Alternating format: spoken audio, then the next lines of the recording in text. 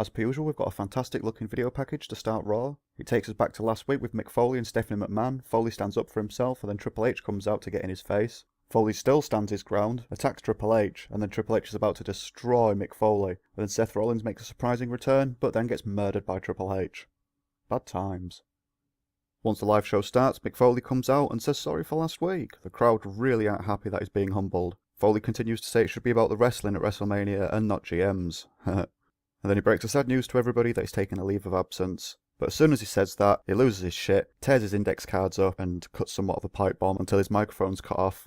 And while he's still trying to have a rant at the camera, Stephanie McMahon appears. Oh, fucking hell, love, you work at the WWE, not a fucking brothel, Jesus Christ. After she comes out to re-establish that she's in charge, she fires Foley and tells him to grab his shit and leave. This brings out Sami Zayn for some reason, who tells Stephanie she's being very mean. And then Sami does his best CM Punk impression as well, just saying the authority this and strangling the life out of everybody that. And while he's gobbing off, Samoa Joe comes out, but Steph stops him in his tracks and she makes a match for next instead. That match is between Samoa Joe and Sami Zayn. It was a good little match to start things off tonight, and we saw Samoa Joe victorious and he showed us his cum face while choking Zayn out once again. Michael Cole announces that throughout the night we're going to be taking looks back at the ever-building, ever-growing, highly anticipated feud between Braun Strowman and Roman Reigns. Seriously? Oh, fuck off. I thought yet another confrontation between the two was going to be enough to satisfy people, but obviously not. Great. And we're also going to take a special look at the Brock Lesnar-Goldberg feud. I'm hoping that special look doesn't take too much time from WrestleMania 20, because, yeah, bag of dog shit. And next up, we've got an update on silly Seth Rollins and his pesky knee. Before that, though, we see Sami Zayn and Mick Foley backstage. Foley thanks Zayn for standing up for him, and Zayn thanks Foley for everything he's done for his career so far. And then it's time to get weepy as Foley says his thanks and goodbyes. He sees Cesaro, hugs and thanks them. Then he sees Bayley, obviously gives her a hug. And then, what a surprise, Triple H is at the door, there to mock Mick. Foley gets his sad face on and leaves. Now it's time for the update on Seth Rollins, and it's brought to us by Kevin Wilk, PT. And he and the rest of the training staff don't reckon that Seth's going to be ready for WrestleMania. He won't be ready for a few months, and if he does compete at WrestleMania, they'll be very concerned because they think they'll see him the next day, and then for a while for the foreseeable future. And then we learn that Triple H is going to respond to this issue later on tonight. We then get a brief but not too bad match between Charlotte and Dana Brooke. I know a lot of people that are highly well thought of speak ill of Dana Brooke, but she shows a lot of potential and I think she's much better than Charlotte. She just doesn't have that surname. She seems like she takes direction, she's got a better look, and I think she'll be a valuable asset in the future. But tonight all it takes is a big boot from Charlotte and she's done. Stick her back with Emma as soon as possible. We then get random facts on Chris Jericho. And then we go backstage to see Stephanie McMahon finding Bayley crying into a Cactus Jack t-shirt. Steph makes fun because Bayley's upset that Mick's gone, and then Bayley stands up for herself too. But she's quickly shot down as Stephanie makes a match between Bayley and Nia the Bitch-Fister Jax later on tonight in a no disqualification match. If Nia wins, it's a fatal 4-way at Mania. We move on now to the highlight reel, and Chris Jericho is well over with the crowd. They fucking love him in this new babyface role. It's like the early noughties all over again. Jericho says that the point of the highlight reel, as he mentioned last week, is to show everybody the real Kevin Owens, which, nice one, he presents a quality photograph of Kevin Owens when he's 16, in the Jericho pose, in a Jericho t-shirt with Jericho pictures and figures all over his room, and he says that Owens is the mark of Jericho. He then shows a text conversation between the two in 2014, where Owens is asking for help. And then just to poke the bear a little bit more, we're showing a clip of Fastlane when Owens is stood gobsmacked at Jericho's music. Jericho's just on fire, the crowd are eating out of his hand. They've both done a really good job clarifying the heel-face dynamic. There's usually a lot of grey areas in feuds, but these two, the crowd just know what to do. Samoa Joe walks out to distract Chris Jericho, and then Kevin Owens jumps him in the ring, throws him up, slams him down with a pop-up powerbomb, and then rips up the list of Jericho, whilst also chewing and spitting quite a bit of it as well. Good stuff.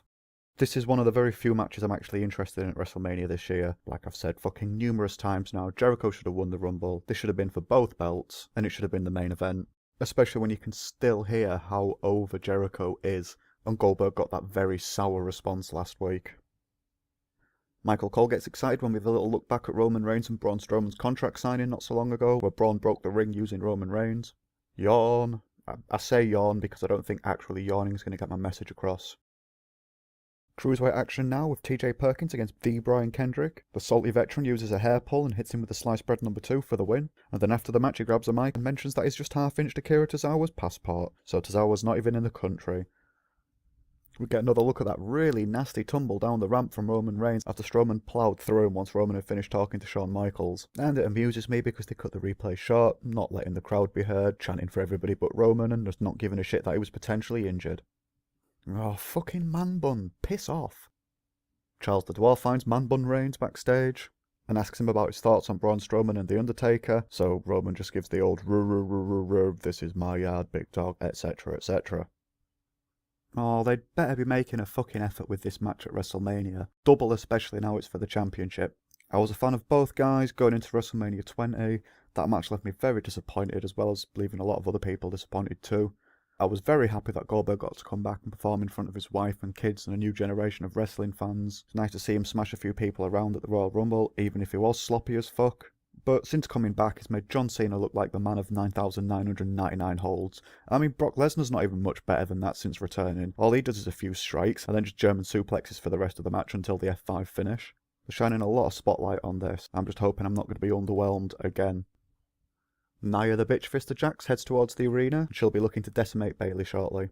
Not before we bump into Sheamus and Cesaro backstage, however, who were interrupted by Stephanie McMahon, and Stephanie's decided that since Sheamus and Cesaro were friends with Mick Foley, that they're going to have to earn their opportunity to fight at WrestleMania all over again in a 2-on-4 handicap tag match, pitting them against the champions and the other challengers Enzo and Kaz. I don't really know what the crowd's problem was in the match between Bayley and Nia the Bitch Fister Jax. Yeah, they fought each other a few times, but it was better than the Divas match earlier on tonight, and I do actually enjoy watching these two. But the crowd just didn't give a shit. I think there's a CM Punk chant, Kurt Angle chant. I think I even heard people cheering for one of my cats at one point. That's how disinterested they were. In the end, I didn't really see much of a point of the no disqualification rule, because I can't recall anything underhanded occurring. And then at the end of the match, Bayley tried to make a comeback, Nia overpowered her, flattened her with a wicked Samoan drop, and 1, 2, 3, done. It's a fatal 4-way at WrestleMania now. Oh, what's that? We've got the graphic for the fatal 4-way already? Oh, that's convenient and suspicious. It's almost as if somebody knew this was going to happen. This week's Woman of the Week is none other than Mae Young. Proper laugh, proper wrestler, proper woman. Love it. Even though they've managed to squeeze the words WrestleMania into every sentence in Raw this week, and for the previous 4 or 5 weeks now, we'll remind you that it's only 13 days away, just in case anybody missed that.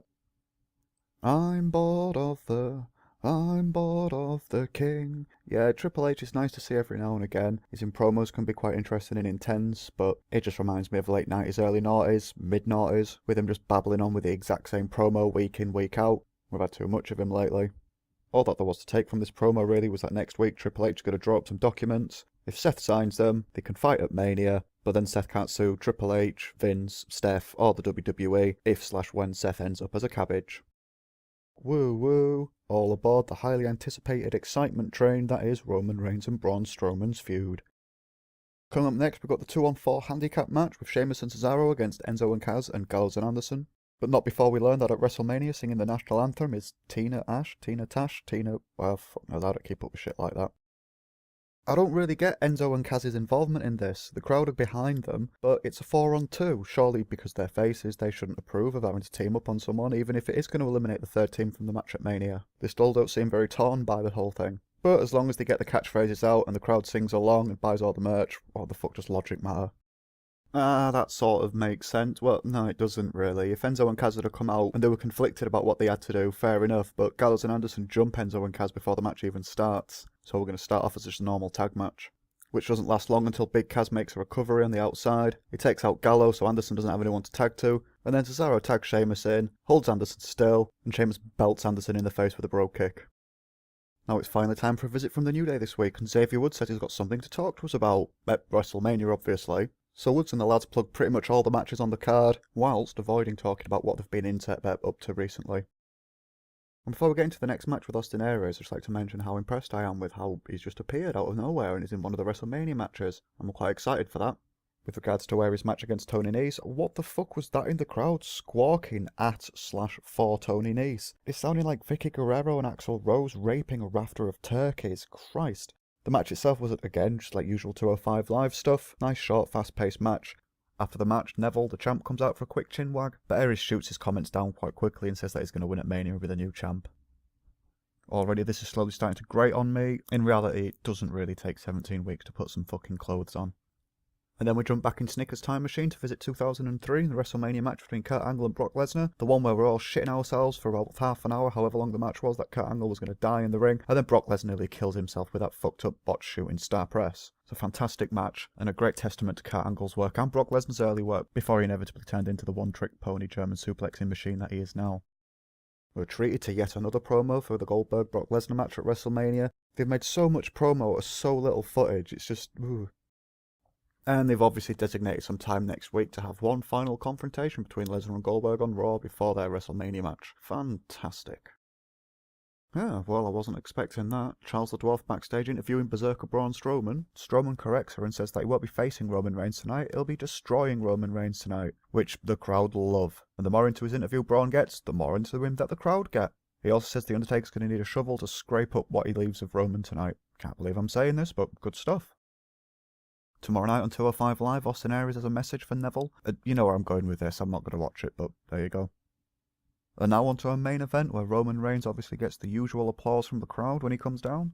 Everybody in attendance is well excited to see their favourite wrestler. To be fair though, during the match the crowd are quite frantic. I mean, they are split down the middle, half for Roman, half against, people just enjoying Strowman beating the shit out of him. They make it look like Roman's got an impossible task to defeat Braun, but then just as he's about to climb the top of the mountain and he's about to take the big man down, the lights go off and yep, obviously Undertaker appears. For some reason the Undertaker chokeslammed Strowman. It looked to me like it actually hurt the Undertaker just hitting him with a chokeslam, and then he turned around and gets speared out of his boot by Roman. So that's a heel turn, surely. Have they pulled the trigger? I don't know, it's confusing because people have been booing him for fucking ages now, and they won't just do the logical thing and have turned him months ago. So, confusion, it's just another grey area in wrestling. Nice one.